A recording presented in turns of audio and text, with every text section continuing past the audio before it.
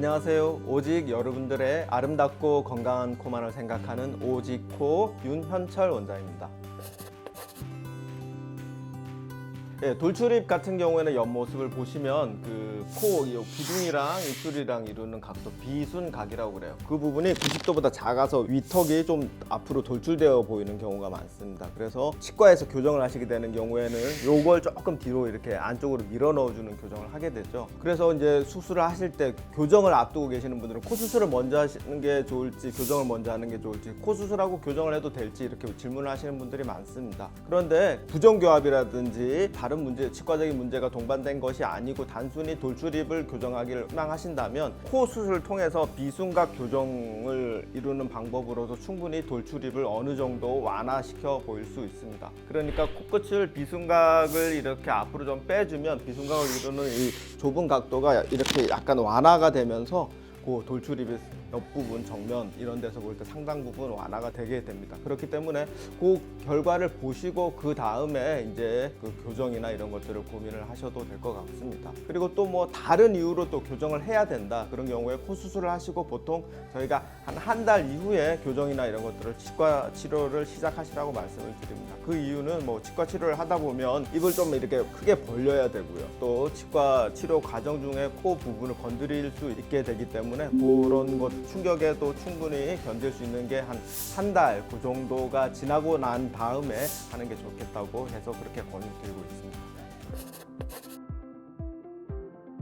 이 모습을 볼 때 그 비순각이라고 그럽니다. 그게 교과서에 보면은 보통 각도가 좀 어느 정도 나와 있어요. 여성분들 같은 경우에는 뭐 105도에서 115도까지, 남성분들 같은 경우에는 뭐 100도에서 105도 그 정도를 추천을 드리는데, 그게 이제 서양 교과서를 번역을 하다 보니까 이제 실제적으로 적용하기에는 조금 어려움이 있을 수 있습니다. 서양인들 같은 경우에는 보면 이 치아가 돌출되어 있는 경우가 없어요. 그러니까 이게 대부분 이렇게 수직선을 이루게 되는데, 한국 사람들 같은 경우는 이게 약간 위턱이 돌출이 되어 있죠. 그러니까 여기서 만약에 115도 이런 식으로 가게 되면 여성분들은 대부분 이렇게 들창코가 될 거예요. 남성분들도 뭐 105도, 100도 이렇게 맞춰도 역시 위턱이 돌출이 되어 있으니까 이게 들창코가 되기 때문에, 만약에 위턱이 나와 있으면 그 각도를 따라 위로 코가 들릴 게 아니라 그 코끝은 내려와 있는 상태에서 오히려 이 각도가 좀 줄어들 수 있는 거예요. 그렇기 때문에 비순각이 몇 도라고 그래야 되는데 이거는 어떻게 보면 맞지가 않는 방법입니다.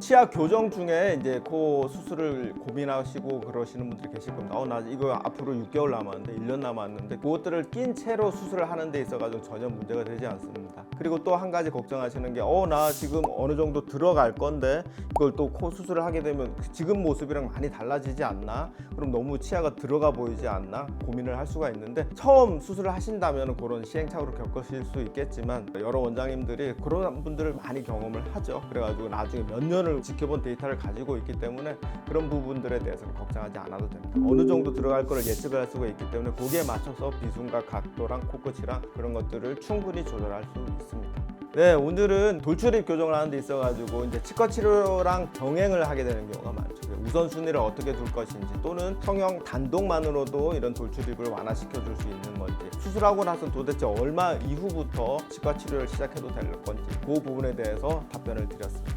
감사합니다.